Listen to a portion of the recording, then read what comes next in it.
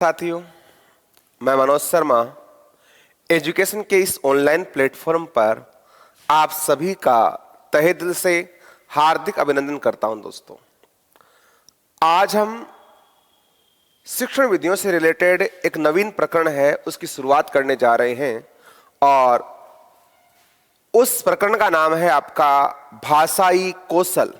दोस्तों, ये जो प्रकरण है वो आपका बेहद इंपॉर्टेंट है और इससे हर एग्जाम में लगभग 1 या 2 प्रश्न आपको निश्चित रूप से पूछे जाते हैं। बड़ा आसान सा प्रकरण है आपका भाषाई कौशल, यानी भाषा चाहे वो हिंदी हो, चाहे अंग्रेजी हो, चाहे आपकी संस्कृत हो, सभी भाषाओं के अंदर ये आपका प्रकरण आता है और सभी के अंदर आपका सेम है दोस्तों, कोई अंतर नहीं है। और ध्यान रखना, भाषा ही कौशल, तो यहां हम बात करते हैं भाषा ई कौशल की। कौशल शब्द है वो बना है कुशलता से, कुशल शब्द से, और कुशल से क्या बनता है आपका कौशल, यानी निपुणता। कि भाषा के अंदर दक्षता प्राप्त करने के लिए जो प्रयास किए जाते हैं या भाषा को विकसित करने के लिए जो प्रयास है कि एक बालक व्यक्ति भाषा है वो किस प्रकार से सीखता है। जब जन्म से लेकर जब बड़ा होता है तो सबसे पहले वो सुनना सीखता है, फिर आपका बोलना, पढ़ना, लिखना। तो ये जो क्रम है उसके बारे में बताया गया है आपका।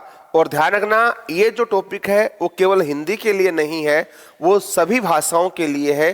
तो आपको अलग अलग विषय में अलग अलग पढ़ने की आवश्यकता नहीं है। अगर आपने एक जगह पढ़ा है तो आपका सभी के अंदर आएगा, चाहे आप हिंदी की बात करो, चाहे आप अंग्रेजी की करो, चाहे आप संस्कृत की करो। तो हम बात करते हैं भाषाई कौशल का विकास। दोस्तों, इसमें क्या कहा गया है आपका भाषाई कौशल है, इसका विकास की बात करते हैं तो मनोवैज्ञानिक क्रम की बात करते हैं कि भाषा है वो किस प्रकार से सीखता है। मनोवैज्ञानिक क्रम, हमारा यहां उद्देश्य भाषा पढ़ना नहीं है दोस्तों। भाषा शब्द है वो क्या होता है आपका भाष धातु से बनता है। अगर हम बात करते हैं भाषा शब्द है वो किस से बनता है आपका भाष से बनता है। और भाष का मतलब होता है जानना या प्रकट करना।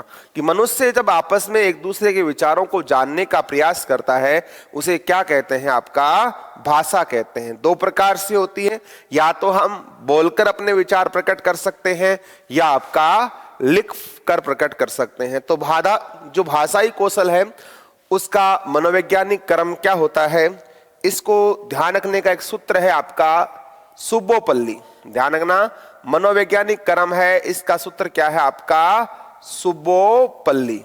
भाषाई कौशल का मनोवैज्ञानिक क्रम है, इसमें सूत्र है इसका आपका सुब्बोपल्ली। सु का मतलब होता है सुनना, बो का मतलब होता है बोलना, पै का मतलब पढ़ना और ली का मतलब होता है लिखना। अब ये 4 कौन कौन से हैं। सु का मतलब तो हो गया सुनना, कि कोई प्राणी है वो सबसे पहले क्या करता है आपका सुनता है। बो का मतलब होता है बोलना, पै का मतलब होता है पढ़ना और आपका ली का मतलब होता है आपका लिखना। प्रश्न डायरेक्टली भी आता है, इसमें सबसे पहला कौशल कौन सा है, सुनना है। ऐसा आ जाए कि सबसे सर्वप्रथम कौशल कौन सा है आपका, ध्यान रखना, सुनना है वो आपका प्रथम कौशल है। ये भी आया हुआ एग्जाम के अंदर, सुनना है वो कौन सा कौशल है आपका प्रथम कौशल है। और सामान्य रूप से जो लिखना है वो आपका अंतिम कौशल है। ये प्रश्न दोनों आए हुए एग्जाम में, प्रथम कौशल कौन सा है और अंतिम कौशल कौन सा है। तो अंतिम कौशल कौन सा है आपका लिखना है। तो ध्यान रखना, सुनना, बोलना, पढ़ना और लिखना ये हिंदी में होते हैं और यही आपके अंग्रेजी में होते हैं। हिंदी की बात करते हैं दोस्तों तो हिंदी के अंदर होते हैं आपके सुनना, बोलना, पढ़ना और लिखना। कि कोई बालक है सबसे पहले ध्वनियों को सुनता है, सुनने के बाद में बोलने का प्रयास करता है, फिर वो पढ़ता है और लिखना सबसे अंतिम कौशल होता है, सबसे कठिन कौशल माना गया है आपका। ये तो है आपका हिंदी में। दोस्तों अगर हम बात करते हैं संस्कृत की, तो संस्कृत में सुनने को क्या कहा जाता है आपका? श्रवणम कहते हैं। क्या कहते हैं आपका? श्रवणम कहा जाता है। और बोलना को कहते हैं वदनम या भाषणम। स्वर्णम, भाषणम। और पढ़ना को कहते हैं आपका पठनम और आपका लेखनम।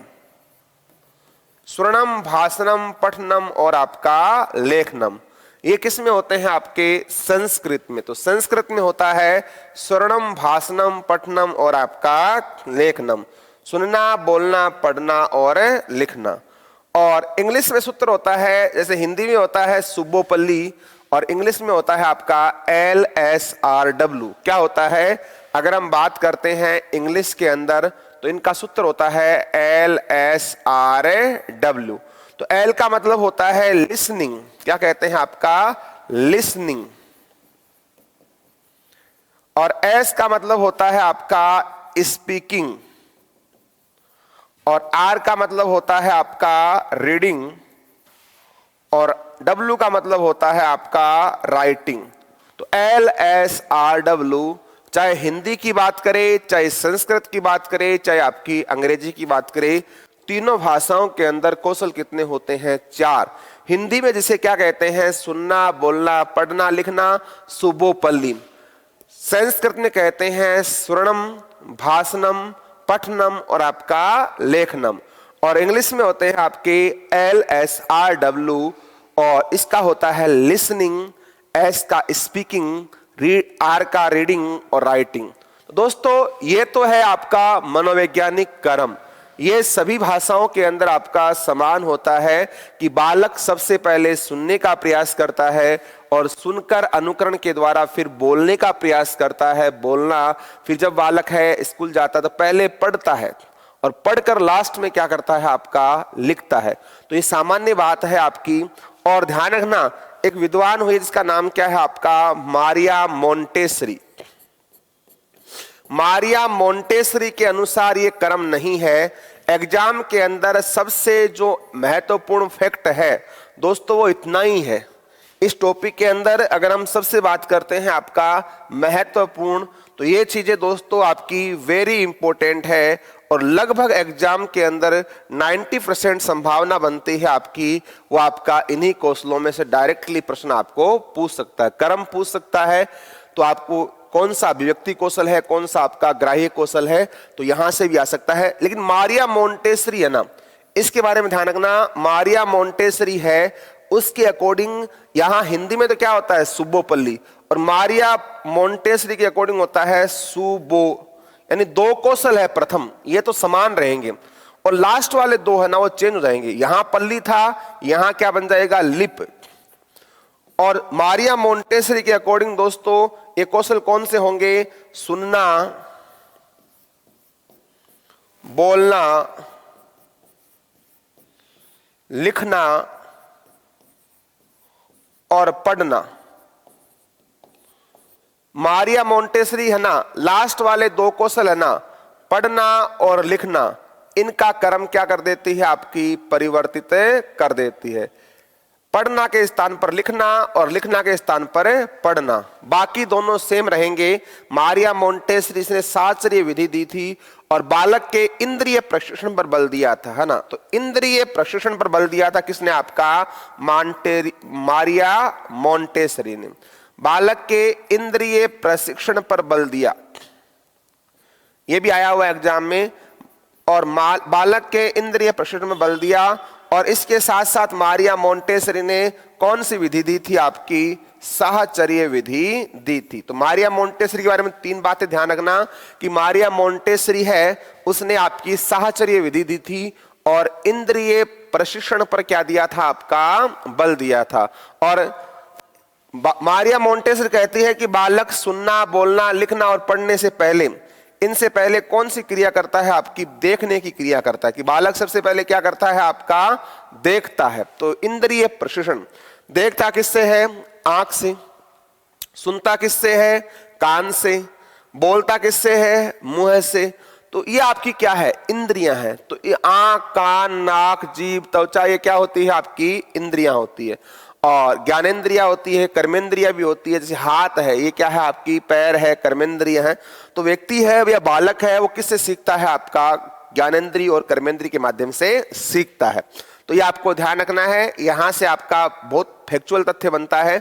और ऐसा प्रश्न है जो गणित की तरह आप इसके अंदर नंबर अचीव कर सकते हो, यहां कोई कटने की संभावना नहीं होती है। तो हिंदी हो चाहे संस्कृत हो, हिंदी में होता है आपका सुनना, बोलना, पढ़ना और लिखना। सुनना, बोलना, पढ़ना, लिखना। संस्कृत में होता है श्रवणम, भाषणम, पठनम और आपका लेखनम। इंग्लिश के अंदर होता है लिसनिंग, स्पीकिंग, रीडिंग और आपका राइटिंग। सूत्र होता है हिंदी में सुबोपल्ली और LSRW इन इंग्लिश होता है। और मारिया मोंटेसरी है, वो सबसे पहले देखने को महत्वपूर्ण मानती है। और लास्ट के जो दो है पल्ली, पढ़ना और लिखना, उनके क्रम को क्या कर देती है, चेंज कर देती है। ऐसा प्रश्न भी आया था एक बार एग्जाम में कि किस विद्वान ने पढ़ने से पहले नहीं, लिखने से पहले या पढ़ने से पहले लिखने को महत्व दिया। तो प्रश्न आया हुआ एग्जाम में, किस विद्वान ने पढ़ने से पहले लिखने को महत्व दिया, वो भी कौन है, आपकी मारिया मोंटेसरी। तो इन तथ्यों को आप विशेष रूप से ध्यान रखना। आगे बढ़ते हैं। देखो, प्रत्येक भाषा का मुख्य प्रयोजन होता है, भाषा है इसका प्रयोजन होता है विचारों का आदान प्रदान करना। जैसे मैं अपने विचार आप तक प्रेषित कर रहा हूं, आपके विचारों को मैं ग्रहण करता हूं, वही माध्यम क्या है, आपका भाषा कहलाता है। अब देखो, भाषा विनिमय के कितने माध्यम होते हैं, आपके दो माध्यम होते हैं। या तो विचार है, मैं ग्रहण करूंगा या विचारों को अभिव्यक्त करूंगा, तो दो माध्यम होते हैं। या तो भाव है, वो या क्या होते हैं, ग्राह्य होते हैं। या तो विचारों को ग्रहण करना या विचारों को क्या होता है, आपका अभिव्यक्त करना। विचार के दो माध्यम होते हैं, या तो विचार ग्रहण होते हैं या फिर क्या होते हैं, आपके अभिव्यक्त होते हैं। अब देखो, सुनना, बोलना, पढ़ना, लिखना, तो विचार ग्रहण किससे होते हैं कि मैं अपने विचारों को ग्रहण किसके माध्यम से करूंगा, या तो सुनकर या फिर पढ़कर। तो सुनना और पढ़ना, सुनना और पढ़ना, यानी अगर आप किसी विषय वस्तु को, भाषा को सीख रहे हो, तो विचार ग्रहण किस माध्यम से होते हैं, या तो सुनकर होंगे या पढ़कर होंगे।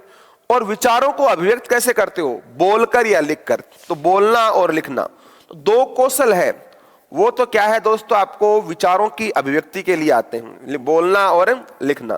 तो चार कौशल है, उसमें से दो किसके होते हैं आपके, देखो, एक तो है आपका सुनना, बोलना, पढ़ना और आपका लिखना, सुबोपल्ली। तो सुनना, बोलना, पढ़ना और लिखना। दोस्तों, इसमें से सुनना और पढ़ना, ये दो तो क्या है, आपके ग्राह्य कौशल, यानी सुनकर और पढ़कर हम विचारों को ग्रहण करते हैं, इसलिए इसे बोलते हैं भावाभिग्रहण, कि भावों का अभिग्रहण करना।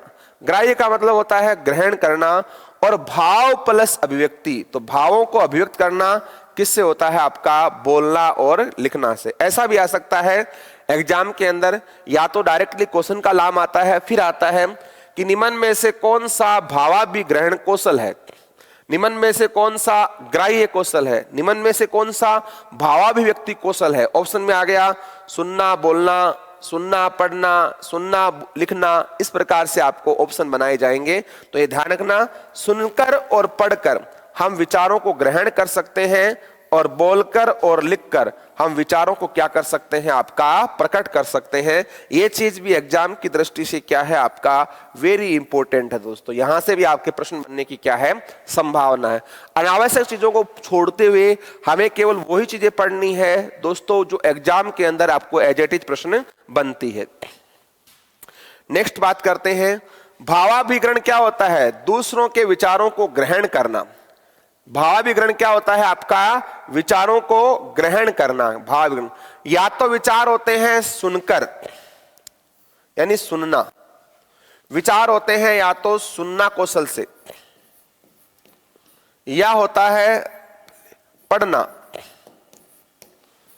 तो सुनना यानी श्रवण, श्रवण यानी सुनकर भावों या विचारों को ग्रहण करते हैं, पठन यानी पढ़कर विचारों को प्रभावित करते हैं। तो ग्राह्य कौशल कौन से होते हैं, ग्राह्य कौशल होते हैं आपका ग्राह्य कौशल होते हैं सुनना और पढ़ना। अभी बातें कर ली दोस्तों हमने, आगे हम बताते हैं नेक्स्ट बात कि भावाभिव्यक्ति क्या होती है। अपने विचारों को दूसरों के समक्ष प्रकट करना, विचार है वो दूसरों के समक्ष प्रकट करना, इसे क्या कहते हैं आपका भावाभिव्यक्ति यानी अभिव्यक्ति कौशल कहलाता है। अभिव्यक्ति कौशल दोस्तों कितने प्रकार के होते हैं? दो। एक तो होता है भाषण और एक आपका लेखन। भाषण का मतलब होता है बोलना, या तो आप बोलकर प्रकट कर सकते हो या फिर आपका लिखना, लिखकर प्रकट कर सकते हो। तो दो कौशल किसके हैं? आपके अभिव्यक्ति के हैं। कि भाषण का मतलब होता है कि व्यक्ति बोलकर अपने विचारों को अभिव्यक्त करता है, और लेखन का मतलब होता है लिखकर अपने विचारों को अभिव्यक्त करता है। वही बातें हैं कि दो ग्राह्य कौशल हैं, दो आपके अभिव्यक्ति कौशल हैं। नेक्स्ट बात करते हैं, विशेष फैक्चुअल तथ्य क्या है दोस्तों? ये चारों आधारभूत कौशल है वो एक दूसरे पर क्या होते हैं? आपके आश्रित भी माने गए। एक कौशल है वो दूसरे पर क्या रहता है? आपका डिपेंड रहता है, आश्रित होता है, और पूरक भी कह सकते हो, सहायक कह सकते हो। इन चारों कौशलों में से, इन चारों में से सुनना व बोलना परस्पर आश्रित है, पढ़ना व लिखना आश्रित है। तो कौशल कितने हैं आपके? चार। सुनना, बोलना, पढ़ना और लिखना। तो आश्रित कौन कौन से हैं? देखो आश्रित है वो समान है, सुनना और बोलना ये दोनों क्या है? आश्रित। पढ़ना और लिखना ये दोनों क्या है? आपके आश्रित है। कि इंसान बालक है, पहले सुनेगा और सुनकर क्या करेगा? आपका बोलेगा। पढ़ेगा, पढ़कर क्या करेगा? आपका लिखेगा। तो सुनना और बोलना परस्पर क्या है? आपके पढ़ना और लिखना ये आपके आश्रित कौशल है। तो ऐसा बोले आश्रित कौशल कौन से हैं? ऐसा आ जाए निम्न में से आश्रित कौशल कौन सा है? अब वहां चेंज कर दिया, ऐसा आ गया सुनना, पढ़ना, बोलना, लिखना, पढ़ना, बोलना, सुनना और सुनना, बोलना। इस प्रकार से ऑप्शन बना सकते हैं कौन सा कौशल आश्रित कौशल है। तो आश्रित के अंदर पे सात वाला जोड़ा बनेगा, सुनना, बोलना, पढ़ना और लिखना। इन चारों मूलभूत कौशल को भाषा शोधन के स्तंभ कहा जाता है। ऐसा आ जाए भाषा शोधन के स्तंभ कौन है? तो भी क्या होगा? चारों कौशल है। और लगभग ऐसा भी आ सकता है कि कौशल का नाम देकर उपयुक्त सभी। तो ये सभी कौशल है वो आपके भाषा के क्या माने गए हैं? स्तंभ माने गए। वैसे हिंदी बात करते हैं हिंदी व्याकरण की, तो व्याकरण का स्तंभ कौन होता है? ध्यान रखना, हिंदी भाषा में शब्दों का निर्माण होता है संधि, समास, प्रत्यय और उपसर्ग से। तो वहां व्याकरण की बात करते हैं स्तंभ की, तो वहां स्तंभ होता है उसका कौन? आपका संधि। संधि है, इसे व्याकरण का मूल आधार कहते हैं, स्तंभ कहते हैं। अगर हम बात करते हैं व्याकरण का आधार स्तंभ, तो व्याकरण का जो आधार स्तंभ है वो क्या कहलाता है? आपका संधि कहलाता है।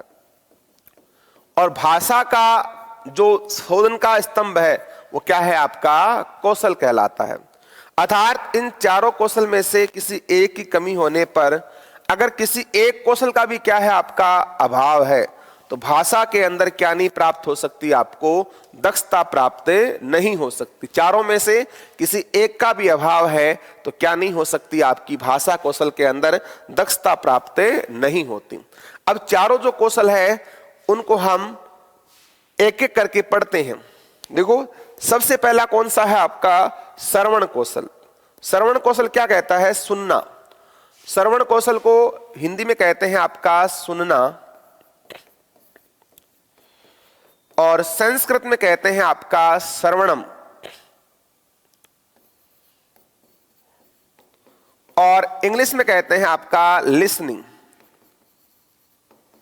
लिसनिंग कहा जाता है।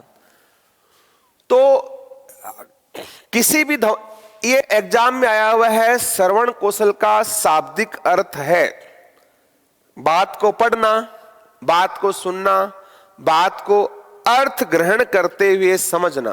तो दोस्तों केवल सुनना नहीं होता है, श्रवण का मतलब केवल सुनना नहीं होता है, ये ध्यान रखना। श्रवण का मतलब क्या नहीं होता है कि आपको कुछ भी सुनाई दिया, तो केवल सुनना इसका अर्थ नहीं होता है दोस्तों। ये विशेष रूप से ध्यान रखना, ये एग्जाम के अंदर पूछा गया है। तो श्रवण का मतलब होता है सुनने के साथ साथ अर्थ ग्रहण भी होना चाहिए। तो श्रवण के अंदर दो बातें हैं कि सुनना प्लस अर्थ ग्रहण करना, सुनना प्लस अर्थ ग्रहण होना चाहिए। ये दोनों चीजें साथ हो तभी क्या होगा, आपका श्रवण कौशल होगा।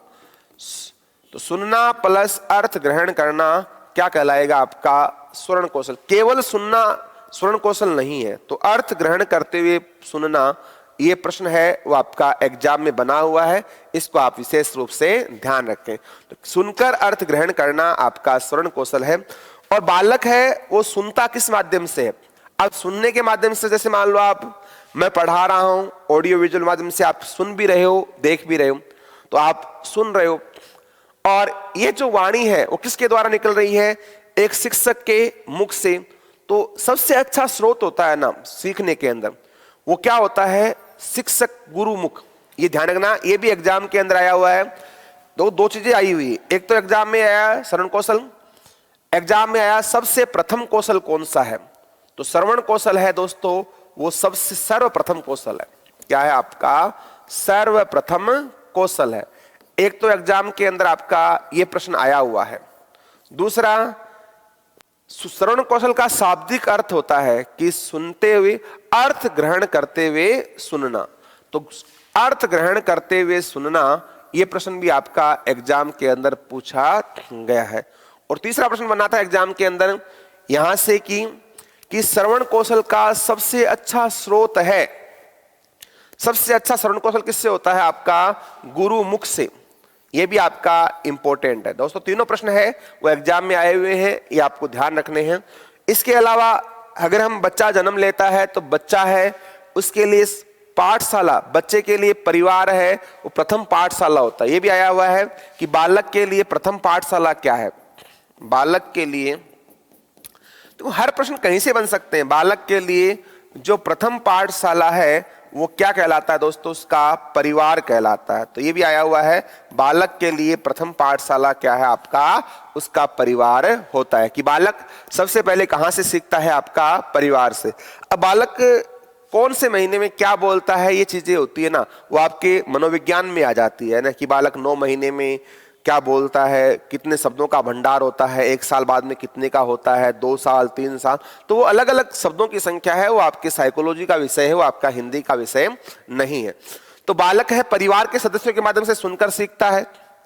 जैसे टेलीविजन के माध्यम से जान सकते हो आप, सुनकर सीखता है। रेडियो के माध्यम से बालक सीखता है, सुनता है। लाउड स्पीकर के माध्यम से आपका सुनता है। इसके अलावा आपका आकाशवाणी है, कंप्यूटर है, मोबाइल है, टेप रिकॉर्डर है।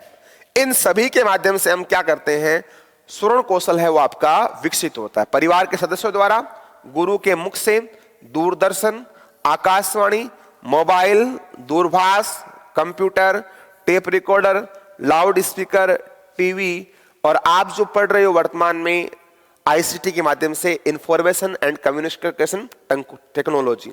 यह भी आपके एक टॉपिक है कि इसके अंदर कंप्यूटर के 4 पार्ट्स बनाए हुए हैं, 10 नंबर के हम, तो वो भी आपके रीट में आप अच्छे नंबर प्राप्त कर सकते हो। छोटा सा विषय वस्तु है और 10 नंबर आप अचीव कर सकते हो। इसके अंदर आपके हार्डवेयर, सॉफ्टवेयर, यहाँ से प्रश्न बनता है एक तो आपका, और एक आईसीटी का प्रश्न डायरेक्टली उपयुक्त सभी के रूप में बन जाता है। तो ICT, information and communication technology, तो ये सारे टेक्नोलॉजी के माध्यम है आपके। तो इनके माध्यम से आप क्या कर सकते हो, श्रवण कौशल को विकसित कर सकते हो। नेक्स्ट क्या है, श्रवण कौशल की आवश्यकता क्यों पड़ी। श्रवण कौशल की आवश्यकता क्यों है कि अगर आप सही ढंग से सुनोगे, अगर आपने सही तरीके से सुना है, तो सही सुना है तो आप सुनकर शुद्ध व सही उच्चारण करोगे। देखो, व्याकरण का मतलब क्या होता है, किसी भाषा को शुद्ध बोलना, शुद्ध पढ़ना और शुद्ध लिखना। भाषा को शुद्ध बोलना, शुद्ध पढ़ना, शुद्ध लिखना, यह आपका किसका उद्देश्य है, व्याकरण का उद्देश्य है। देखो, हम हिंदी के अंदर क्या करते हैं, आपकी बहुत सारी गलतियां करते हैं। कई बार क्या बोल देते हैं, आपके अशुद्ध बोलते हैं, और ध्यान रखना हिंदी के अंदर जैसे शब्द होता है जुकाम, हम बोल देते क्या है आपका जुकाम बोलते हैं। आपका होता है नींबू, बोलते हैं आपका नींबू, बहुत जगह गलती करते हैं। सही शब्द क्या होता है आपका नींबू, बोलते क्या है नींबू। शब्द होता है आपका सेब, बोलते क्या है आपका सेब। होता है आपका जुकाम, बोलते क्या है आपका जुकाम। यह होता है ज्ञानी, ज्ञानी जिसको आप क्या बोलते हो ज्ञानी। विज्ञान, विज्ञान, विज्ञान बोलते हो। तो बहुत सारे शब्द हैं वो हम गलत बोलते हैं, और उच्चारण दोषों को दूर करने के लिए जो आपका लिंग्वा फोन होता है उसके अंदर अध्यापक का आदर्श वाचन रहता है शिक्षण सहायक सामग्री। दोस्तों शिक्षण सहायक सामग्री है वो भी आपका सभी विषय के अंदर, आप कहीं भी पढ़ो, चाहे हिंदी पढ़ो, सामाजिक पढ़ो, लगभग सभी में क्या होती है आपकी समान होती है, अलग अलग नहीं होती है। तो आप वो सारी ध्यान रखना। तो हिंदी के अंदर, किसी भाषा के अंदर शुद्ध उच्चारण के लिए हम क्या करते हैं, श्रवण कौशल की आवश्यकता होती है। इसका प्रयोग सुनकर बोलने के लिए किया जाता है कि आप जैसा सुनोगे वैसा फिर बोलोगे। अनुकरण करने के लिए कह सकते हो, अनुकरण करने के लिए भी कर सकते हो, यानी जैसा सुनोगे फिर आप उसको बोलने का प्रयास करोगे।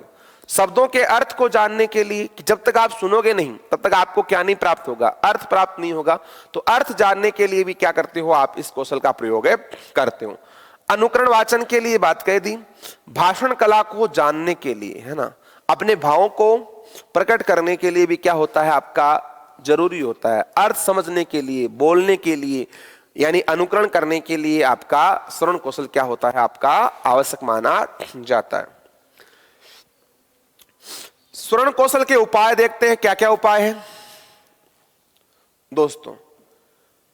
श्रवण कौशल संपादन के उपाय क्या क्या हैं कि जब अन्य लोग बोलते हैं तब हमें सावधानी पूर्वक उन ध्वनियों को क्या करना चाहिए, सुनना चाहिए। कि अगर आप सावधानी से सुनोगे तो ही आप उसको वापस वैसा बोल सकते हो। अगर आपने सुनने में सावधानी नहीं दिखाई तो अगला बोलेगा कुछ, अगला आप सुनोगे कुछ। कई बार क्या होते हैं, कुछ लोग ऐसे होते हैं जिनको कम सुनता है, अब उनके सामने वाला बोलता कुछ है और उसे सुनाई थोड़ा अलग देता है, तो कई बार क्या होता है अर्थ का अनर्थ निकल जाता है।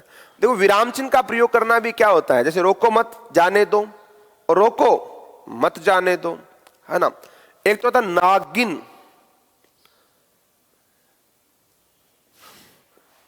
एक तो आप बोलते जैसे मान लो मैंने कहा नागिन खा ले, नागिन खा ले, इसका अर्थ अलग हो गया खा ले। और एक कह दिया ना गिन खा ले, इसका मतलब गिनना नहीं है, जितना खाए उतना खा सकती है। जैसे मान लो एक बार एक लड़का था, एक लड़की के साथ गोलगप्पे खा रहा था। लड़की ने डिमांड की कि मुझे और भी खाने, लड़के ने कह दिया नागिन खा ले। अब वो भड़क गई बेचारी, है ना, नागिन किस तूने मुझे नागिन कैसे कह दिया। लड़का कहता है पगली मैंने तुझे नागिन नहीं कहा है, नागिन खा ले, गिनने नहीं है तेरे को, जितनी तेरी इच्छा है उतने खा सकते हैं। इसका मतलब कई बार क्या होता है शब्दों का अगर आपने जो बीच के अंदर वो आपका रुकने की क्षमता है उस टाइम को आप बढ़ा देते हो, कम कर देते हो, तो भी अर्थ का अनर्थ हो जाता है। तो आपका सावधानी पूर्वक क्या करना चाहिए, आपको सुनना चाहिए। जो भी उच्चारण है वो सावधानी से सुनोगे तो ही आपका सही अर्थ नहीं निकलेगा, अदरवाइज अर्थ का क्या हो जाएगा अनर्थ।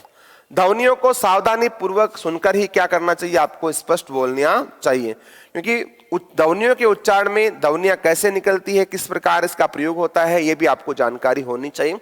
विशेषताएं हैं, इतने एग्जाम में नहीं पूछी जाती है आपको, और आएगी तो ये आएगा श्रवण कौशल के बारे में कौन सा कथन संगत है, कौन सा आपका असंगत है ना, सही है या नहीं। वाद विवाद करते हो तो वाद विवाद के समय, कोलाहल के समय ध्वनियों का श्रवण करना, ये भी क्या है आपका श्रवण करना। किसी के साथ आप बातें करते हो, वार्तालाप करते हो, वाद विवाद करते हो, या बच्चे शोरगुल करते हैं, खेलते हैं, तो हर जगह क्या होता है आपका श्रवण कौशल का विकास होता है। अब यहां पर आपको वर्ण विचार के बारे में जानकारी होनी चाहिए कि कौन सा स्वर है, वो ह्रस्व है, दीर्घ है, प्लुत है, इनको समझकर भी आपको उच्चारण करना है। कई बार क्या होता है मात्रा छोटी बड़ी होने से अर्थ का क्या हो जाता है आपका अनर्थ हो जाता है। जैसे दोस्तों ये आपका है पिया, और ये है आपका पिया, ये आपका सिला, और एक है आपका सिला। अब मात्रा ही केवल है, यहां ह्रस्व, यहां क्या है आपका दीर्घ।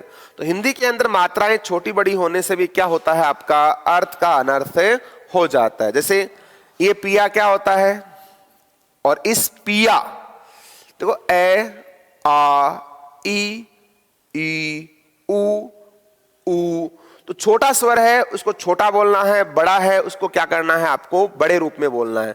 इस पिया का मतलब होता है, जैसे बोलते हैं ना, मेरा पिया घर आया ओ राम जी, तो ये प्रियतम हो गया। और बालक ने दूध पिया, तो पिया यानी क्या हो गया आपका पीना।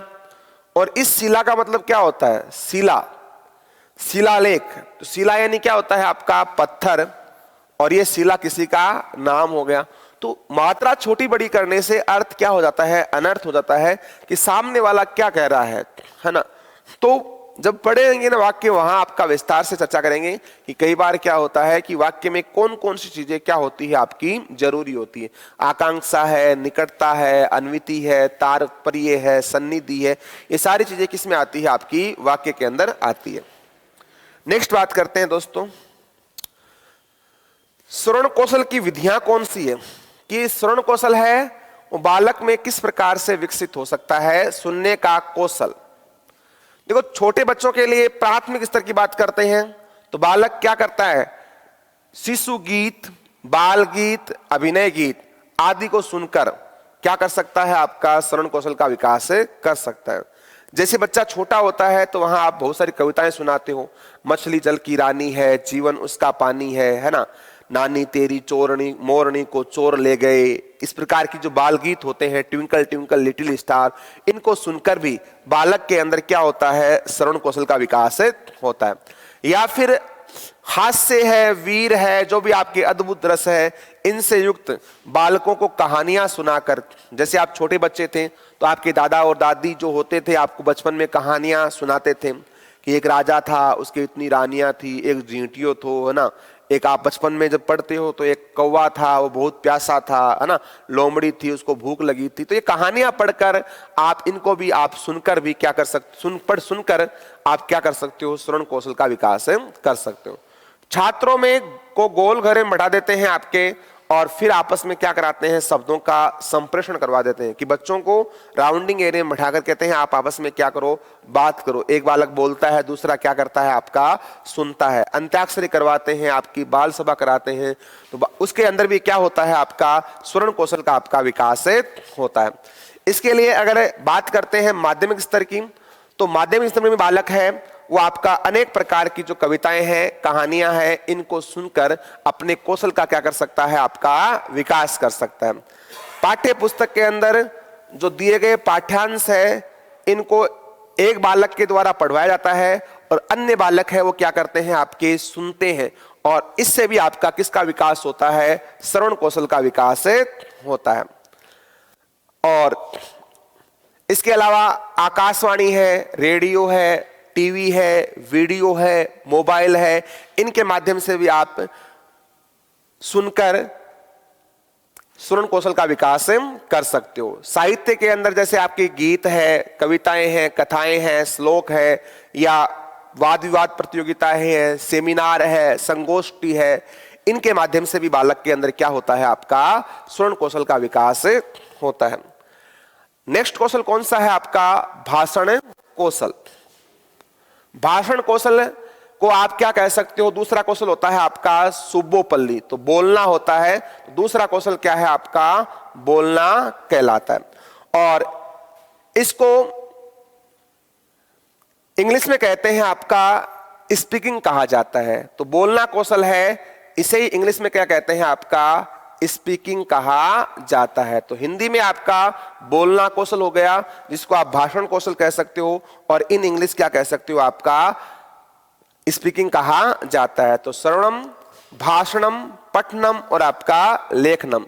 तो संस्कृत में क्या कहते हैं आपको, इसी को कहते हैं आपका भाषणम कौशल कहा जाता है। तो संस्कृत में होता है आपका भाषणम कौशल, और हिंदी में होता है आपका बोलना, और इंग्लिश में क्या होता है, आपका स्पीकिंग होता है।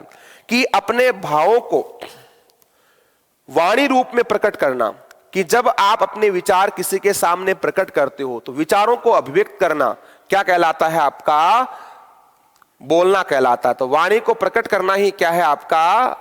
और ये अपने आप में ग्राह्य कौशल है या अभिव्यक्ति कौशल है? तो सुनना है वो आपका ग्राह्य कौशल है, और बोलना है ये अपने आप में कैसा कौशल है? ये आपका अभिव्यक्ति कौशल है। तो भाषण है वो अपने आप में कैसा कौशल है? आपका अभिव्यक्ति कौशल है, जिसके द्वारा हम अपने विचार है सामने वाले व्यक्ति तक क्या करते हैं? आपके प्रेषण करते हैं। तो सुनना है वो आपका ग्राह्य कौशल है, और बोलना क्या है? आपका अभिव्यक्ति कौशल है। भाषण के बिना लोगों में परस्पर विचारों का आदान प्रदान करना संभव नहीं है। कि विचारों का आदान प्रदान करना है तो मुख्य दो चीजें आती है, एक तो आपका सुनना और एक आपका बोलना। और इन दोनों के माध्यम से ही क्या होती है? आपकी विचारों की अभिव्यक्ति होती है। एक तो है आपका अभिव्यक्ति कौशल और एक है आपका ग्राह्य कौशल। तो आपका सुनना और बोलना ये अपने आप में भाषा की परिभाषा भी है, कि भाषा का है वो अपने आप में विचार विनिमय का माध्यम होती है, और इसके द्वारा भी हम क्या करते हैं? आपके विचारों का आदान प्रदान करते हैं। जो अनपढ़ लोग होते हैं, निरक्षर लोग होते हैं, वो पठन व लेखन के बिना भी श्रवण एवं भाषण के माध्यम से ही विचारों का आदान प्रदान करते हैं। तो कहने का मतलब जो कबीरदास जी थे वो कैसे थे? आपके अनपढ़ थे, और कहते हैं कबीरदास जी ने कभी कागज और कलम को छुआ नहीं। तो ऐसे लोग जो अनपढ़ है, निरक्षर है, वो मात्र दो कौशल के माध्यम से ही अपने विचारों को अभिव्यक्त कर सकते हैं। देखो, चारों कौशल किसके लिए जरूरी होते हैं? चारों कौशल होते हैं जो साक्षर लोग होते हैं, कि जो साक्षर लोग होते हैं ना, उनके लिए ही जो चार कौशल होते हैं, साक्षर लोगों के लिए ही इन चारों कौशलों का क्या रहता है? आपका महत्व रहता है। लेकिन जो आपके निरक्षर लोग होते हैं ना, वो केवल आपके दो कौशल के माध्यम से अपना काम चला सकते हैं। कौन सा? सुनना और बोलना। सुनना और बोलना, कि जैसे कबीरदास जी जैसे लोग थे वो आपके सुनकर और बोलकर ही अपने विचारों को प्रकट करते थे। कबीरदास जी ने कभी पढ़ाई नहीं की। बहुत से लोग होते हैं जिन्हें आपका स्कूली ज्ञान नहीं होता है, लेकिन जीवन का बहुत सारा क्या होता है? ज्ञान होता है। समाज के अंदर आप जो कुछ देखते हो, उन्हें रचनाओं के माध्यम से क्या किया? आपका प्रकट किया कबीरदास ने। और उनके शिष्य थे आपके धर्मदास जी, और धर्मदास जी ने उनकी रचनाओं को आपका साखी, शब्द और रमेनी इनके माध्यम से प्रकट किया। इसका मतलब कबीरदास के अंदर कौन से कौशल थे? आपके श्रवण और भाषण। वो आपका पढ़ना लिखना नहीं जानते थे। तो साक्षर लोगों के लिए चारों कौशल होते हैं, और निरक्षर लोगों के लिए कितने कौशल होते हैं? आपके दो कौशल होते हैं आपके। नेक्स्ट बात करते हैं। और भाषण कौशल है वो मूलतः दो प्रकार से होता है आपका। एक तो होता है भाषण है वो आपका सीखते हो, तो इसमें दो चीजें आती है, या तो आप अनुकरण के माध्यम से सीख सकते हो, और या फिर आपका अभ्यास के माध्यम से सीख सकते हो। ये कहते हैं करत करत अभ्यास के जड़मती होते सुदान। तो अनुकरण और अभ्यास के माध्यम से इस कौशल का विकास किया जाता है। तो दोस्तों, भाषण है वो जन्मजात कौशल नहीं होता, जन्मजात कौशल नहीं होता। देखो, बालक है जब पैदा होता है उसके अंदर कोई, जैसे बालक सबसे पहले रोता है, तो बालक के अंदर किसी बात थोड़े दिन बाद में कोई आप ध्वनि करते हो, जैसे बालक छोटा पैदा हुआ, अगर आप उसके पास कोई आवाज करते हो, बालक ध्यान नहीं देता कि कहाँ आवाज कहाँ से आ रही। सबसे पहले कौन सा कौशल विकसित होता है बालक के अंदर? सबसे पहले होता है सुनता है। जब जो बच्चा कुछ समय का होता है तो आसपास जो भी जिधर भी ध्वनि आती है उधर वो क्या करता है? मुड़कर देखने का प्रयास करता है। तो कहने का मतलब बोलने का प्रयास है वो आपका जन्मजात नहीं होता है। बालक जब 7-8 महीने का बच्चा होता है, 6-7 महीने का, तो वो धीरे धीरे मुंह से क्या निकालता है? आपकी ध्वनियां आ, ई, ऊ, है ना, फिर मा, पा ऐसे बोलता है। तो बालक जब कुछ महीने का होता है उसके बाद में बालक के अंदर भाषण कौशल है वो आपका विकसित होता है। बच्चे की भाषण क्षमता वंशानुगत नहीं होती है ना। बच्चा है ये चीज कहां से सीखता है? आपका वातावरण से सीखता है। ये वंशानुगत नहीं होता है कि वातावरण में, जिस वातावरण में रहता है, जैसे मान लो एक आपने बचपन में मोगली की कथा सुनी होगी, मोगली की कहानियां देखी होगी कि वो बचपन से कहां रहता था, आपका जंगल में रहता था। तो आपका वातावरण और परिवेश जैसा होगा, इंसान का जो क्षमता है बोलने की वो उसी प्रकार की बन जाएगी, है ना। ऐसा नहीं है कि आप जंगल के साथ शेर में रहे और शेर की तरह दहाड़ना सीख जाओ ना। कहने का मतलब है कि आप जहां रहते हो, जिस परिवेश में, जहां जैसे लोग होते हैं, जैसी भाषा बोलते हैं, जैसे तमिल में जन्म लेने वाला तमिल बोलेगा, आपका गुजरात में लेने वाला गुजराती बोलेगा, तो भाषा है वो कहां से मिलती है, आपको वातावरण से मिलती है। अपितु बच्चा वातावरण के प्रभाव से भाषण शक्ति क्या करता है, आपका अर्जित करता है। भाषण का जो मुख्य आधार है वो क्या होना चाहिए, आपकी उच्चारण की शुद्धता। अगर आप बोलो तो शुद्ध बोलो, क्योंकि व्याकरण का उद्देश्य क्या होता है, शुद्ध पढ़ना, शुद्ध लिखना और आपका शुद्ध बोलना। छात्रों को बाल्यकाल से ही उच्चारण या भाषा कौशल संपादन का अभ्यास करवाया जाना चाहिए। इसके लिए उसके शब्द भंडार में क्या की जानी चाहिए, आपकी वृद्धि की जानी चाहिए। तो ये आपका भाषण कौशल है। भाषण कौशल के प्रयोजन क्या है कि बालकों के अंदर एकता की भावना का क्या करना, विकास करना, मनोरंजन कर सकता है, उच्चारण स्पष्ट होना चाहिए, दोष रहित होना चाहिए, शब्द भंडार में क्या करना, आपका वृद्धि करना। ये आपके भाषण कौशल के क्या होते हैं, अनेक उद्देश्य होते हैं। भाषा कौशल की आवश्यकता क्यों पड़ी, भाषा कौशल है इसकी आवश्यकता क्यों पड़ी। दोस्तों इसकी आवश्यकता पड़ी समयक उच्चारण सामर्थ्य संपादन करने के लिए, विविध प्रकार की सभाओं में सक्रिय भागीदारी के लिए, अपने विचारों को अभिव्यक्त करने के लिए और प्राचीन विद्या के स्वरूप को जानने के लिए। भाषण क्यों करते हैं, सुनना, बोलना। जो आपकी किसी काम, जहां चार लोग बैठे हो वहां परस्पर आप क्या कर सको, वार्तालाप कर सको, अपने विचारों को अभिव्यक्त कर सको, अपने पुराने जो साहित्य है उनके बारे में आप जान सको और समयक दृष्टि से आप क्या कर सको, अपने उच्चारण को कर सको। इनके लिए आपको किसकी आवश्यकता पड़ती है, भाषण कौशल की आपको आवश्यकता पड़ती है। इस कौशल के विकास के लिए एक अध्यापक का है, उसका क्या दायित्व होता है। भाषण कौशल के विकास के लिए एक अध्यापक है, उसका मुख्य दायित्व क्या है। साथियों कि जब एक बालक विद्यालय में प्रवेश करता है तब उसके अंदर भय, संकोच इत्यादि क्या रहते हैं, आपके विद्यमान रहते हैं। एक छोटा बच्चा होता है, जब विद्यालय में आता है तो वो आपका पहले शिक्षक से संकोच करता है, किसी बात को पूछने में उसको भय रहता है कि शिक्षक मुझे क्या कहेगा, डांटेगा, पीटेगा। तो कहने का मतलब बालक के अंदर क्या होता है, आपका भय और संकोच होता है। कई विद्यार्थी तो ऐसे होते हैं जो बड़े हो जाते हैं तो भी उनके अंदर संकोच की प्रवृत्ति बनी रहती है। जैसे भाषण है वो भी अपने आप में एक कला होता है, इसीलिए विद्यार्थी को पढ़ाने के साथ साथ शिक्षक है वह अनेक प्रकार की गतिविधियां होती है विद्यालय के अंदर। जैसे आपको खेलकूद संबंधी आपकी प्रतियोगिता होती है और उसके अंदर आपकी भाषण प्रतियोगिता है, निबंध प्रतियोगिता है। तो कई प्रकार के आपके, जैसे आप जो उत्सव मनाते हैं, 26 जनवरी है, 15 अगस्त है, उसके अंदर आपकी पीटी प्रदर्शन होता है या अन्य प्रतियोगिताएं होती है, वो इसलिए कराई जाती है कि जो बालक है उसके अंदर जो भय और संकोच है उसकी प्रवृत्ति का क्या हो जाए, आपका त्याग किया जा सके।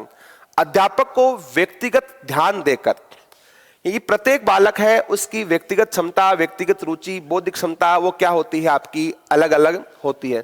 तो उन पर ध्यान देकर बालक के अंदर जो ऐसे संकोच है, संवेग है, जो भय उत्पन्न करते हैं, संकोच उत्पन्न करते हैं, उनको क्या करने का प्रयास करना, आपका दूर करने का प्रयास करना। और बाद में बालक के अंदर जैसे प्रतियोगिताएं करवाते हैं तो बालक को कहते हैं आपको कल बाल सभा है, प्रत्येक बालक को कविताएं याद करनी है, कहानियां सुनानी है आपको। तो मनोरंजन करवाकर भी बालक के इस कौशल का विकास किया जाता है। जिससे बालक बोलने का प्रयास करेगा तो इस माध्यम से बालक है उसके अंदर भाषण कौशल का विकास होगा। और अध्यापक ये रहता है कि छोटे छोटे समूह के अंदर बालकों का छोटा छोटा समूह बना देते हैं और उन्हें गीत, कविता, कहानी इत्यादि कहने के लिए क्या करते हैं, आपका प्रोत्साहित करते हैं। तो ये आपके दो कौशल हो गए, आपका श्रवण कौशल और आपका भाषण कौशल। तीसरा कौशल कौन सा है, आपका पठन कौशल और इसे क्या कहा जाता है? आपका वाचन कौशल भी कहा जाता है। तो पठन कौशल को क्या कहते हैं? आपका वाचन कौशल कहा जाता है। पठन का मतलब होता है आपका पढ़ना। पठन का शाब्दिक अर्थ किससे लेते हैं? आपका पढ़ना से लेते हैं। और पठन जो शब्द है वो संस्कृत के किस धातु से बनता है? आपका पठ धातु से बनता है। और इंग्लिश में कहते हैं इसको आपका रीडिंग। तो इंग्लिश में यही कौशल है वो किस नाम से जानते हैं? आपका रीडिंग के नाम से जाना जाता है। और पढ़कर विचारों को ग्रहण करते हैं या विचारों की अभिव्यक्ति होती है? तो पढ़ना है वो आपके ग्राह्य कौशल के अंदर आता है कि किसी विषय वस्तु को आप पढ़कर आप किसी के विचारों को क्या करते हो? आप ग्रहण करते हो। तो इसे क्या कहा जाता है? आपका ग्राह्य कौशल भी कहा जाता है। तो चार बातें आपको याद रखनी है कि पठन को ही क्या कहते हैं? आपका वाचन कहते हैं।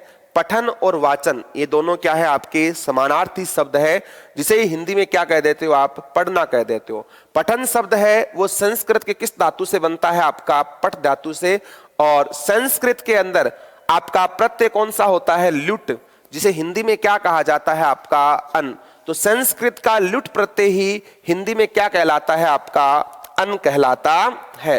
तो संस्कृत का ल्युट प्रत्यय हिंदी में क्या कहलाता है? आपका अन कहलाता है। और इसके जुड़ने से बना है जिसका शाब्दिक अर्थ होता है आपका पढ़ना। और बालक को पढ़ना या बांचना, बालक को पढ़ना या बांचना सिखाना ही क्या कहलाता है? आपका पठन कौशल कहलाता है या आपका वाचन कहलाता है। देखो हमने साथियों शिक्षण विधियों के अंदर पढ़ी थी आपकी वाचन विधि। अब वाचन देखो दो प्रकार का होता है। वाचन है वो या तो क्या होता है? आपका व्यक्तिगत होता है। वाचन है या तो क्या होता है? व्यक्तिगत होता है, या फिर आपका क्या होता है? सामूहिक होता है। व्यक्तिगत या सामूहिक रूप से क्या होता है? आपका वाचन होता है। तो वाचन आपका दो प्रकार का होता है, व्यक्तिगत या आपका क्या होगा? सामूहिक होगा। तो दोस्तों या तो बालक को एक एक करके किसी चीज का क्या करते हैं? बोलना सिखाते हैं, सुनना बोलना पढ़ना, या तो एक एक कर होता है या आपका सामूहिक रूप से होता है। तो भाषा शिक्षण के मूल वर्तमान में पठन कौशल को ही क्या कर देते हैं? महत्व देते हैं। सबसे महत्वपूर्ण कौशल कौन सा है? आपका पढ़ना, सुबोपल्ली। भाषा शिक्षा के चार मूलभूत कौशल में पठन कौशल है वो आपका क्या है? इसे विशेष महत्व प्रदान किया जाता है। पठन वाचन या शब्द मूलतः शिक्षा का पर्यायवाची शब्द माना गया है। तो दोस्तों शिक्षा का पर्यायवाची क्या होता है? आपका वाचन होता है। शिक्षा का मतलब क्या होता है? सीखना। और शिक्षा शब्द है वो किससे बनता है? आपका शिक्ष धातु से बनता है। और शिक्षा किससे बनता है? आपका शिक्ष से बनता है। और इंग्लिश में कहते हैं आपका एजुकेशन। और साइकोलॉजी पढ़ोगे तो वहां इसका विस्तार से है कि एजुकेशन शब्द है वो किससे बनता है? ई और ड्यूको से बनता है। ई और ड्यूको से बनता है। और ई का मतलब होता है अंदर से, ड्यूको यानी क्या होता है? बाहर निकालना। कि बालक के अंदर कुछ अंतर्निहित योग्यताएं होती है, उनको तराशने की कला, बाहर निकालने की कला ही क्या कहलाती है? आपकी शिक्षा कहलाती है। और ये लैटिन शब्द होता है आपका एडुकेयर और आपका एड्यूसियर, उनके क्या है? आपका समानार्थी है। तो आजकल पढ़ना है वो शिक्षा प्राप्ति का क्या बन गया है? आपका पर्याय बन गया है। तो पठन अथवा वाचन शिक्षण की विशेषता क्या है? कि बालकों को ध्वनि एवं उच्चारण का ज्ञान करवाना पठन या वाचन कहलाता है। बालक को ज्ञान कराना। वाचन या पठन प्रक्रिया के प्रमुख सोपान कौन से हैं? वाचन या पठन प्रक्रिया के प्रमुख सोपान कौन से हैं? एक तो है आपका वर्णमाला को पहचानना, कि बालक है जो आप वर्णमाला है उसको जान सके। जैसे आपके वर्णमाला में ए, आ, क, ख, इनके बारे में बालकों को क्या हो जाए? जानकारी हो जाए। और साथ साथ बालक क्या करे? उनके बारे में उनके अर्थ को जान सके और उन्हें सीक्वेंस के रूप में लिख सके। तो वर्णमाला को जानने के साथ साथ अर्थ ग्रहण और उसे एक क्रमबद्ध रूप प्रदान करना ही क्या है? आपका पठन कौशल है। वाचन शिक्षण के उद्देश्य क्या होते हैं? वाचन का उद्देश्य होता है कि बालकों को ध्वनि या उच्चारण के बारे में जानकारी प्रदान करना। बालक ध्वनि प्रतीक को देखकर अपने अंदर उनको पहचानने की क्षमता विकसित करना, आरोह है, अवरोह है, उचित यति गति, इनका भी ध्यान रखना, और अर्थ ग्रहण करने की क्षमता को विकसित करना। वैसे आपकी एक विधि होती है, कौन सी? आपकी वाचन विधि। दोस्तों वाचन दो प्रकार का होता है, एक तो होता है आपका मौन वाचन और एक होता है आपका सहस्वर वाचन, जिसके बारे में हमने अलग से पढ़ लिया आपका वाचन विधि के अंदर। देखो सहस्वर वाचन होता है, उसमें तीन भेद होते हैं, एक तो होता है आदर्श वाचन, एक होता है आपका अनुकरण वाचन और एक आपका होता है समवेत वाचन। और मौन वाचन है, उसके भी दो भेद होते हैं, एक तो आपका द्रुत वाचन और एक होता है आपका गहन या गंभीर वाचन। तो उनके बारे में विस्तार से आप वाचन विधि के अंदर आप पढ़ सकते हो कि जो वाचन शिक्षण है ना, इसके अंदर क्या होता है, जो आपकी वाचन विधि है, तो वाचन विधि का संबंध ही किससे है? आपका वाचन कौशल से माना जाता है। इसी के अंदर आपकी कुछ विधियां आती है, जैसे मान लो ध्वनि साम्य विधि। ध्वनि साम्य विधि है, उसका संबंध भी किससे है? आपका वाचन कौशल से। वाचन विधि का संबंध भी वाचन कौशल से है। इसके साथ साथ जो ध्वनि साम्य विधि होती है, उसका संबंध भी किससे है? आपका वाचन कौशल से है। कि छोटा बच्चा होता है ना, उसको सिखाने के लिए अध्यापक हमेशा क्या करता है? एक समान ध्वनि वाले, उच्चारण वाले शब्दों का करता है। जैसे बच्चों को कहते हैं कि बच्चों आपको याद करना है चरम, धर्म, करम, मरम। तो ऐसे जो शब्द है, इनका साउंड क्या निकलता है? आपका एक समान निकलता है। या फिर आपका कमला, विमला, हमला, तकला, तो एक समान उच्चारण वाले शब्द है, वो आपको बालक को सिखाते हैं। इन्हें क्या कहा जाता है? आपका ध्वनि साम्य कहा जाता है। दोस्तों ऐसे शब्द जिनका साउंड समान हो और बालक के सीखने में सहजता हो, इन शब्दों को बालक को सिखाया जाता है। इसलिए इसे क्या कहते हैं? इन ध्वनियों में क्या है? आपकी समानता है। इसलिए इस विधि का नाम क्या होता है? आपका ध्वनि साम्य विधि। तो वाचन के अंदर आती है आपकी वाचन विधि भी आती है और आपकी ध्वनि साम्य विधि भी आती है। इसके अलावा देखो और कहो विधि, यह भी किस में आती है? आपकी वाचन शिक्षण विधि के अंदर आती है। देखो और कहो, कि बालक को चित्र दिखाकर उसके बारे में पूछा जाता है कि चित्र किसका है, तो बालक उस चित्र को देखकर अपने विचार प्रकट करता है। तो देखो और कहो विधि किसके अंदर आती है? आपकी इसी के अंदर आती है। तो वाचन के अंदर आपकी वाचन विधि, ध्वनि विधि और आपकी देखो और कहो विधि, ये किसके अंदर आती है? आपकी वाचन शिक्षण के अंदर आती है। आगे पढ़ते हैं। नेक्स्ट कौन सा है? आपका लेखन कौशल। लेखन शिक्षण, जिसे आप क्या कह सकते हो? आपका लेखन कौशल भी कहा जाता है। लेखन कौशल,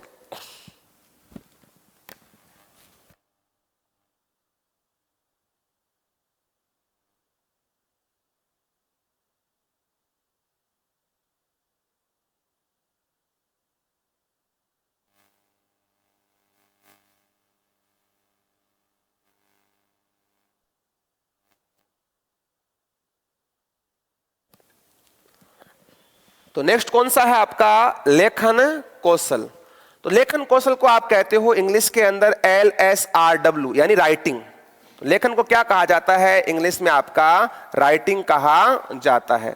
लेखन शब्द है वो किससे बना है? आपका लिख धातु से बना है। किससे बना है दोस्तों? आपका लिख धातु से बना है। और कौन सा प्रत्यय है? आपका लुट प्रत्यय है। तो लिख में लुट लगाने से क्या बन जाता है? आपका लेखन बन जाता है। और इसका शाब्दिक अर्थ क्या होता है? आपका लिखना होता है। अर्थात बालक को लिखना सिखाना ही क्या कहलाता है? आपका लेखन कहलाता है। भाषा के ये प्रश्न आया हुआ है एग्जाम के अंदर कि सबसे अंतिम कौशल कौन सा है? तो सबसे अंतिम कौशल कौन सा है? आपका लेखन कौशल है। और मारिया मोंटेसरी है, ये बता दिया मैंने आपको कि पठन से पहले किसको महत्व देती है? आपकी लेखन को महत्व देती है। और मारिया मोंटेसरी के अनुसार पहले बालक देखता है, फिर सुनता है, फिर बोलता है, फिर लिखता है और लास्ट में क्या होता है? आपका पढ़ता है। लेखन की विशेषता है कि बालक को शुद्ध वर्तनी का ज्ञान करवाना ही क्या है? लेखन है। कि बालक है वो शुद्ध रूप से लिख सके, यही क्या कहलाता है? आपका लेखन कहलाता है।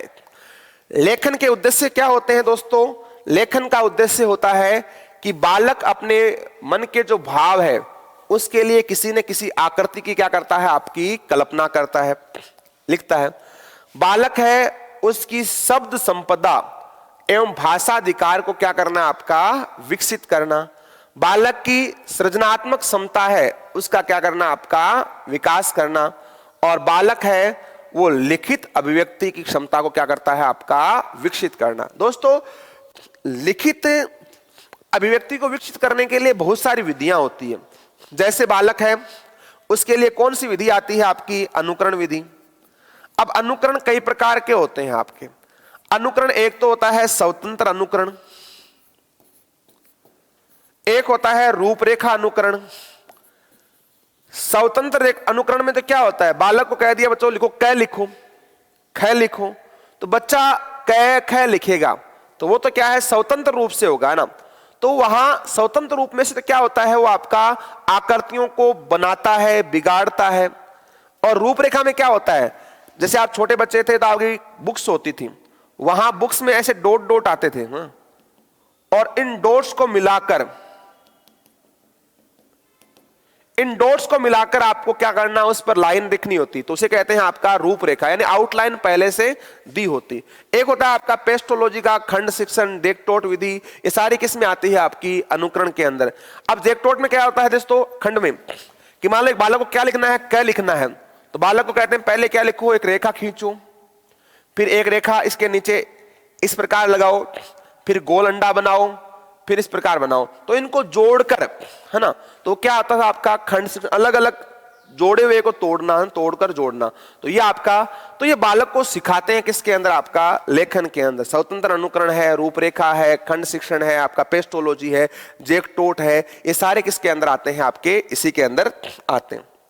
बालक को अक्षर व शब्द के स्वरूप का ज्ञान करवाना, बालक को शुद्ध वर्तनी का ज्ञान करवाना, बालक की हस्तलेख सुधारना। अब हस्तलेख सुधारने के लिए क्या होता है, श्रुत लेखन विधि। तो ये कहां पढ़ेंगे, आपकी श्रुत लेखन विधि, कि अध्यापक है वो बोलता रहता है और बच्चे उसको सुनकर क्या करते हैं, आपका सुनकर लिखते हैं। अनुलेख है, सुंदर लेख है, श्रुत लेख है, अनुकरण विधि है, दोस्तों किसमें आती है, आपकी इसी के अंदर आती है। शुद्ध स्पष्ट एवं सुंदर लेखन का ज्ञान करवाना और बालक को विराम चिन्ह है इनका सही प्रयोग करना किसके अंदर आता है दोस्तों, आपका लेखन के अंदर आता है। तो दोस्तों इसी के साथ हमने जो 4 कौशल हैं आपके, सुनना, बोलना, पढ़ना और लिखना, इनके बारे में क्या किया है, आपका अध्ययन किया है। तो दोस्तों क्लास कैसी लगी, अपनी राय अपनी कमेंट बॉक्स में जरूर लिखें, और फिर मिलेंगे दोस्तों नेक्स्ट क्लास के टॉपिक के साथ। जय हिंद, जय भारत।